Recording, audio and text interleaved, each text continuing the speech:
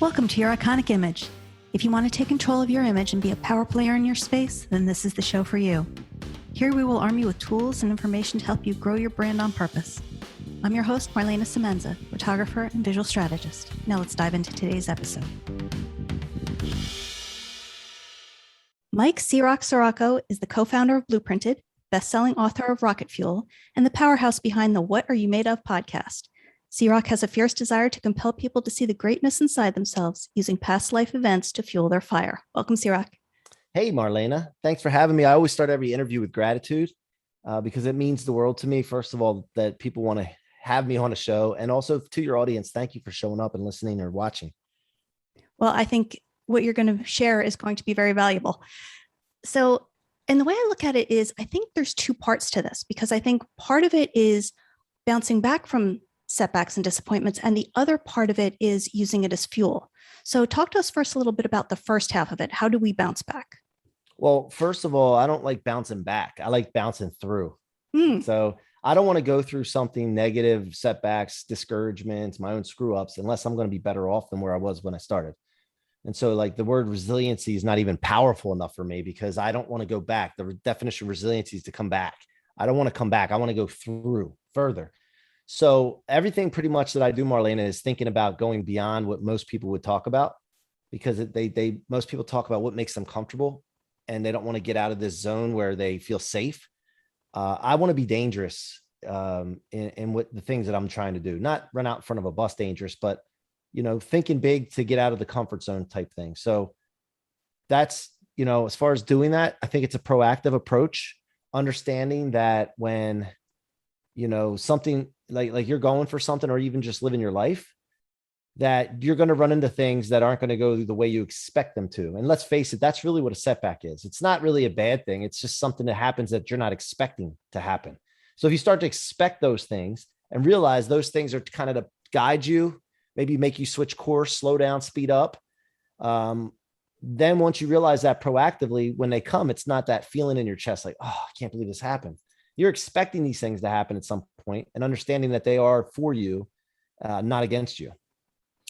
When you go after things, when you make goals, do you look at the goal and then think, okay, how can I push this farther? Yeah. I mean, one of the things that I do is I do set a goal, and I think, is it big enough? Because, you know, what people don't realize in life, and that there's a secret to happiness. The secret to happiness is really having something to look forward to that you're going after or going towards. And it has to be big and like audacious, because otherwise it's not exciting. And so that's what makes you happy. Like one of the things that I want to do, I'm really looking forward to, I haven't been in probably about a year. I'm looking forward to taking my family to, you know, a Caribbean island, right? With all inclusive. We haven't done that in a little while, and we're fortunate to be able to do it when we do it, but I want to be able to do that. Well, I don't want to use the money that I have now. I want to figure out a way to do it how can I get that money? That's what I think. Right. Mm-hmm. And so that gets me excited and makes me happy to think about, okay, we're going to go to that. So I think what I'm really talking about is putting things out in your future, causing and creating your future, and then moving towards that. And it makes you happy when you do that. It makes you excited. Just think about when you don't have something to look forward to, how that feels. It's true. And, you know, once I heard somebody say that in order to be happy, people need something to hope for, something to do, and something to love. And so if you have those things, according to what I read, you'd always be happy. And so that kind of plays into what you were saying about having something to do and look forward to. So then how do we use these setbacks as fuel? So I'll tell you a quick story. You know, I came from a broken home. I don't remember my parents together. And I went through a lot of child support battles, custody battles, jealousy from one step parent to my mom, like all these different things that were going on. And there's a lot of broken people around, a lot: alcohol, drugs, abuse, suicide, people that use drugs for anxiety and then overdose, like just wild things as a kid that I shouldn't have really experienced, but I did. And so when I was 8, I decided my mom was moving on to her third marriage, and I didn't want to really learn another man's rules or move into another man's house. So I said, let me give my dad's house a try. And he had just moved on to his second marriage. And I thought that was a good move, but it ended up in the long run, maybe not a bad move, because I get a lot of fuel out of it. But I ended up going through a lot of abuse. My stepmother was jealous of my mom. There was some conflicts, and I don't know the whole story, but they dealt with a lot of conflict that poured down on us children. And when that happened, I went through abuse to the point where some of the stuff that I was seeing and hearing, I would want to sleep with my baseball bat when I was 9 years old. Wow. And living in a house, which is supposed to be your safe haven, your home, and having to sleep with a baseball bat because you're just not sure of what's going to happen is not a good place to be as a kid. So I dealt with that, and I got fruit flies flying around here. I don't know if anybody else deals with fruit flies. We 2 times a year we get like fruit fly infestation. So if you see me waving, that's what it is. Anyway, so what happened after a while, I realized this is not an ordinary situation. Like, you can't be in a situation like this. I would go to other friends' houses and realize, like, they don't deal with this stuff. Why am I dealing with it? I want that life. I want the happiness. And so I told my mom what was going on, and she quickly filed court papers to get me back to her house. Because one thing about my mom's house, it was a loving environment. It was not abusive, even though she had no money. She was poor. She did marry 3 times. She's not, perfect. Nobody is, but we had love. Right. And so when she did that, she told me, listen, you need to stick to your guns, because when you believe in something and you want to do something, people are going to try to talk you out of it. They're going to have their own agendas, and you're going to have to figure out a way to not let them guide you in that way. You need to either cause and create your future, or somebody else will. Mm-hmm. And so I remembered her saying that. And when my dad finally got the court papers delivered one day, I came home from school after waiting weeks for this to happen. The tension in a place, you could feel it, like it was thick. And I'm like, oh boy, here we go. So he told me to go to my room, and my dad, my hero, he was a mason. He had his own masonry business, very successful, big forearms and rough hands. Like, if you shook his hand, you knew he was a hard worker. And he used to carry a wad of $100 bills. We're Italian. We don't carry wallets. He used to carry a wad of $100 bills with a rubber band around it. And he used to flash it all the time and show me it. And I thought that was the coolest thing as a kid. So he comes back with these court papers and says, hey, it says here you want to move back with your mom. I don't understand this. You have everything you need here. We have money, because he was successful. We have money. We go places. Like, I don't understand this. And your mom's not, well off. She's got no money. She's got men coming in and out of the house. Why would you want to do that? And I'm like, I'm sticking to my guns. I kept thinking in my head, stick to your guns. I said, I made my decision up. He said, okay. So he takes the wad of $100 bills out, peels one off, crumples it up, and throws it at me and says, here, you're going to need this when you're living on the streets with your mother one day. And the first thing that went through my head, Marlana, was, what did I just do? Like, what nuclear bomb did I just set off? Like, I had this thing in my mind, like, oh my gosh, I can't even believe what I just did. And it's kind of funny thing when you're abused, you sometimes will go to this place where you're like, you don't want to disrupt anybody's life. You don't want to cause any problems. You also worry about what's going to happen to the abuser if you tell people. It's a crazy thing. So anyway, the next thing that came to my mind pretty quickly, though, was I'm not going to need that money. Like, I know how to make money. I'm not 11 years old. I sold golf balls on the golf course next door to the golfers for 25, 50 cents. And I knew I could make money. I'm not going to need that $100. I'll show you, kind of thing. So that went through my head. And 30 some years, I drove off of that. The best I could do and be the best I could be at everything, sports, school, work. I needed to prove him wrong. And I don't know if that's healthy or not, but what I was doing, I found out later on in life, after analyzing, going through a bad business deal, losing $1 million, I started realizing there's something happening in my life that's extraordinary. And it's that anything that comes my way that would slow me down or stop me or would try to, my own screw ups, discouragement from other people, being bullied as a kid, bouncing from school to school. I was taking all this, and this is the key right here. I was taking all this and storing it in my fuel tank instead of my trunk where most people keep it. Most people keep it in their trunk where it weighs them down and slows them down and stops them. I didn't do that. I would put it in my fuel tank and use it, convert it into fuel, motivation, whatever you want to call it. And I would blast off from that. So I call that the rocket fuel law. It makes you unstoppable if you can figure this out proactively. And so that's how you do it. The other thing is, once you get your engine refined and you start realizing your mindset, all the reading that I do and the development that you do for yourself, your engine gets to a point where it's refined. And there's some kind of line of demarcation you cross where you don't use that toxic fuel anymore. Like, you need something else more high octane in your tank, because otherwise you're just going to hit a ceiling and you're not going to get very far. And that extra high octane rocket fuel is the stuff we talked about when we started the show, which is causing and creating your future. And the stuff that you're looking forward to, that's pulling you forward, and it pulls you forward faster than the old toxic fuel pushes you. So I hope I covered that and answered your question there. You did. And I love that you shared that story. And I know that you have some ideas around people telling their stories and how and why that's important, and also what keeps them from doing that. Why don't you talk to us a little bit about that? Yeah, in 2019, my stepfather, George, who I left and was my mom's third husband, he ended up being my mentor and a great father to me. Thank God for George. George passed away of a sudden heart attack in 2019, coming out of the woods hunting in the wintertime. It's something he loved to do, and got in his truck and texted my brother and said, "Hey, I got out of the woods safe." And then after that, he passed away. And the 2 weeks following that were very difficult, obviously, anytime you lose a parent. And I went shortly thereafter to a thing called the 10X Growth Conference in Miami. Grant Cardone filled out this Marlin Stadium with 30 some thousand people. And I went to that, and there was a guy named Pete Vargas that stood on the stage, and he was sharing his story about him and his father. And I felt like everybody else in the crowd had just disappeared. And it was just me and Pete. He connected with me on that level. And I listened to his story, and I was super inspired by his story. And I said, you know what? I got a story to tell. If he can do that with me, I can do this with other people. And I need to do this. It's like an obligation to do this, because if I can make people feel the way Pete just made me feel with that story, I could really impact the world. And so I realized that, why haven't I been doing that? And by the way, that was like the catalyst for me to start really going after it and becoming known globally. And, but I realized, like, what were the reasons? And I realized there was a few reasons. One was, you think your stories are ordinary and that nobody really cares about an ordinary story. They want to see extraordinary stories. When actually that's not the case, because more people will connect with you when you're talking about a story of something similar that they went through.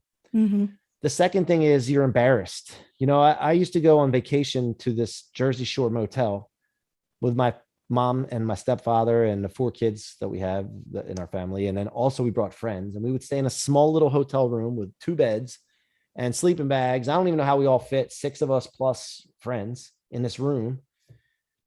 And we would go with black trash bags as our suitcases. And so that was embarrassing to me in a way. I didn't know that we didn't really have money, but it was kind of embarrassing to carry your suitcase in a black trash bag, or pull up to the school in some of the types of cars that we had, which were beat up hand-me-downs. And so a lot of people won't share their story because maybe they're embarrassed by that kind of thing, or the abuse that they went through, or the drug addictions that they had, or the people around them had. And so, I found out, wait a minute, if you're embarrassed, like, what, you're stopping impacting other people because you're worried about you, you're being selfish. And the other one, which was the most important one, was that you underestimate the power of your story to inspire and impact millions and millions of people. And that hit me hard. And I really set out on a journey from that point, saying, no, that's not going to happen anymore. I'm going to get my story out to people. I'm going to relate to people, and then I'm going to have content to go, and which is my mission. Everything filters through this mission of all people are unstoppable to live in the life of their dreams. I'm going to use my story to guide people in my mission and impact this planet. I love all that. And, it's interesting because I always tell people when they're thinking about a personal brand and building one, that it's never about you. Your brand is not about you. It's about the people that you serve. And if you have something to say, something to share, somebody needs to hear it the way you're going to say it. And it needs to come from you. And by doing that, you can affect people and change people and show them that what's possible. And I think that's so powerful. Yeah. What you just said, it's not about you, it's about the people you're serving. And I'll tell you a quick thing. I go to speaking events. I do a lot of podcasts, 300 some in the last 12 months. And some podcasts, there's nobody that ever listens to them. There's some podcasts that it's the first episode. I've done first episode for people before. But I also been on ones that have hundreds of thousands, if not millions of people watching. Same thing with live stages. And it doesn't matter to me. I don't get more excited, less excited for any of them, because I care about the person that's on the other side of this. And if one person it doesn't matter, 10,000 people, but one person, I care about that person. It's not about me.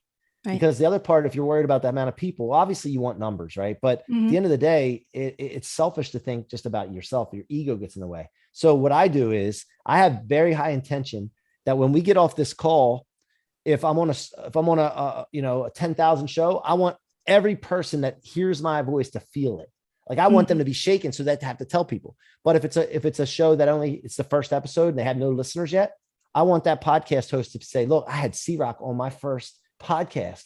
I mean, you guys got to find out about this guy. Like he shook me, and not stop talking about it after the interview. So I have that intention because I want to make that person feel the way my heroes made me feel. And that's important to me. So it's not about me. It's about what impact I can have for other people. And by the way, when you do that, if you're a speaker, coach, trainer, salesperson, and you get nervous to talk to people or talk in front of people, the only reason you're nervous is because one, maybe you're not prepared. And number two is because you're worried about yourself more than the people that you're serving or speaking to. And it's the power of one. It's the affecting the one, changing the one, connecting with the one. And by doing that, you will affect many eventually. Yep. So talk to us a little bit about, because I know you have programs and processes and all this kind of thing. So tell us a little bit about Blooprinted and what that is. Yeah, Blooprinted, by the way, it's spelled BLOO instead of the color. We just switched it up a little bit. Blooprinted is a marketplace like Pinterest or Amazon, where you would go and search for just success blueprints. Now I say just success blueprints because there's not products and stuff on there. It's blueprints to success in any vertical, any industry, any lifestyle, travel hacks, writing a book, starting a podcast, starting a business. We have, physical trainers on there, dietitians, real estate people. So if you want to accomplish something in life and you want to figure out how to do it, you don't want to learn it, you just want somebody to tell you how to do it, this is the place for you. And when people go here, they'll search for these topics. They'll search for their experts, whoever they may know some people on there, and they can buy their blueprints. And when you buy a blueprint, it's not a course. People get confused sometimes, think there's a course. It's not a course, because courses are classes you sit in and have to watch and pay attention to, which I don't know about you, but I don't want to sit in class anymore. I dropped out of college with a 4.0 because I didn't want to go to class anymore. This is something that'll give you the exact steps, and you just follow these steps. And if you follow them to the T, you should have similar results as the expert had. And I just had this issue in my past where I wanted something and I would just go do it, but I didn't know what the heck I was doing. And it ended up costing me a lot of time, money, stress, health, relationships, confidence, reputation. I could go on and on and on. And so when I saw this, I'm like, I got to fix this problem. I'm not going to complain about the fact that digital courses aren't working effectively. I'm not going to complain about the fact that I never had anything like this. I'm going to just solve this problem. And so we created Blooprinted. And if you go to blooprinted.com/VIP right now, we're looking for our first 100 creators to come in that have expertise or knowledge and want to make impact and want to make money with their expertise or knowledge. This will fill up quick, by the way. We already have 20 people in the first week signed up, and we're going to 100. And we're going to get it ready to have a webinar here soon in Grant Cardone's studio, because he's a part of this as well. He's partnered in this, and he's going to have a blueprint. So we're excited about this. So that's great. So you've got these blueprints for things. And if you can take the setbacks and stick them in the tank to make them fuel, then you're all set. Yeah, exactly. That's the perfect formula. Yeah, look, it's about becoming unstoppable. Well, what's stopping people? Not knowing how to do something, right? Well, if you tell them exactly how to do it and all they got to do is follow the steps and learn on their way. Like, I don't want to learn by somebody telling me something. I want to get involved and create hands-on, and I'll learn on the way. That's what I normally do anyway. But I mess up, I make mistakes, it costs me more time, and I don't want to do that anymore. So I'd rather learn from experience, but learn how to do it the right way the first time. What would you say was your biggest challenge to have to go through out of what seems like many?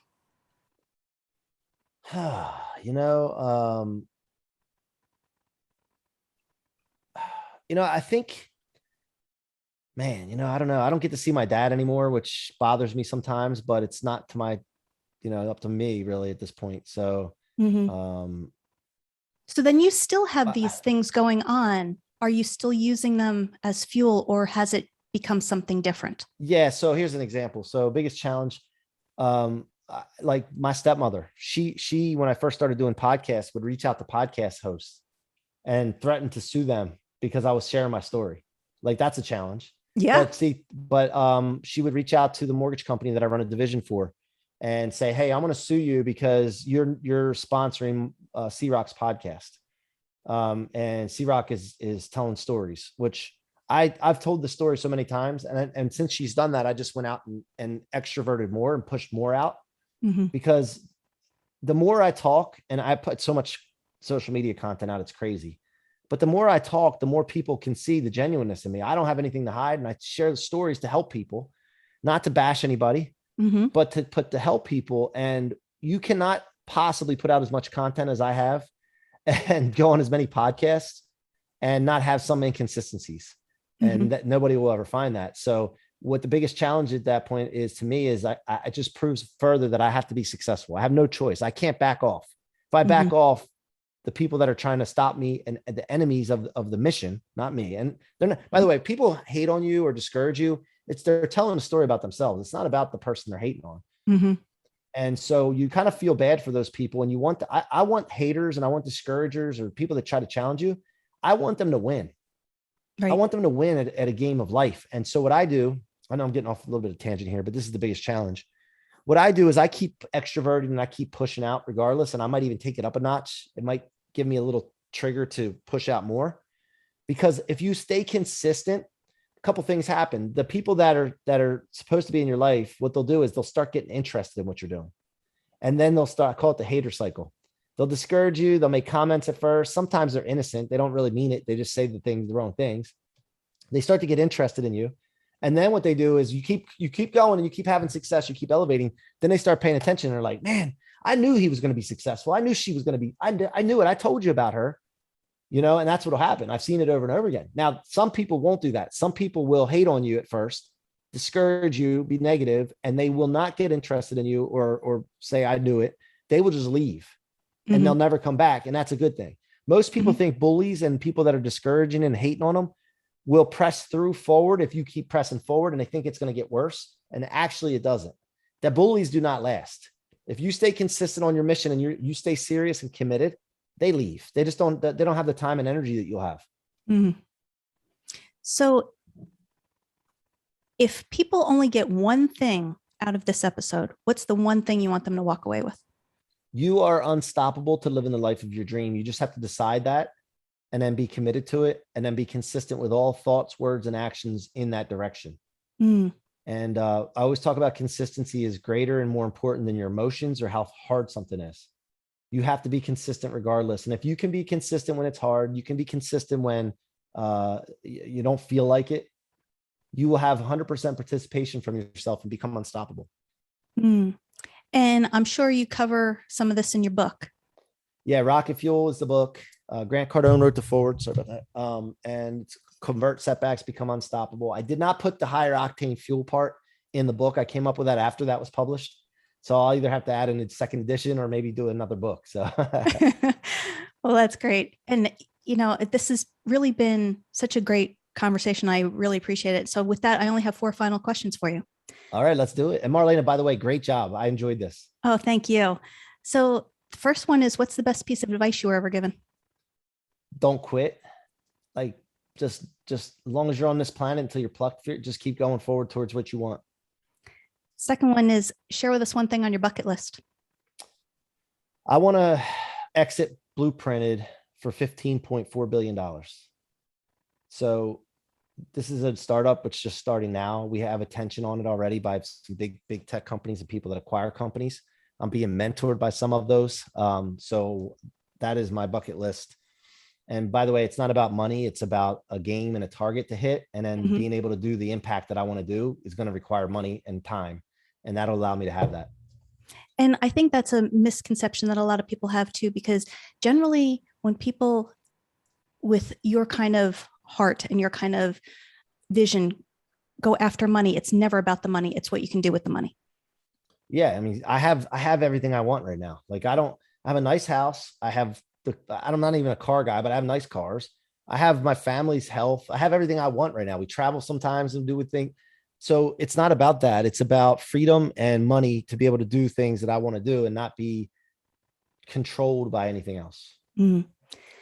Next one. When the toy companies finally get around to making an action figure of you, what 2 accessories will it come with? Wow. Shoot, I don't know. Let me think about that for a minute. That's a good one. I would have to say a microphone or something, some way to communicate with people and get the message out. So that would be one. And I have to have a camera, right? So So I would say the cell phone, that'll include everything. And then my family, like little action figures of my family with me. That sounds great. And the last one, C-Roc, how do people find you? Best way is Instagram or LinkedIn. You can message me. I answer my DMs. I love people messaging me and engaging with me, but just follow my content. I promise it'll inspire you. It'll help change your life if you just grab onto one piece. And, but Mikey C-Roc is on Instagram. And by the way, if there's any creators out there that have expertise or knowledge, go to Blooprinted, BLOO printed.com/VIP. And you are going to want to be a part of this because like I said, we're not stopping and we're going some big places. And I want everybody early on to benefit. Love it. Thank you so much for that. And thanks for being here. Thank you, Marlana. Appreciate it. Thank you for joining us. Once again, I'm Marlana Semenza, photographer and visual strategist. Please comment, like, or share this episode, and don't forget to subscribe so you don't miss a thing. For more information on how I can help you create your iconic image, visit marlanasemenza.com.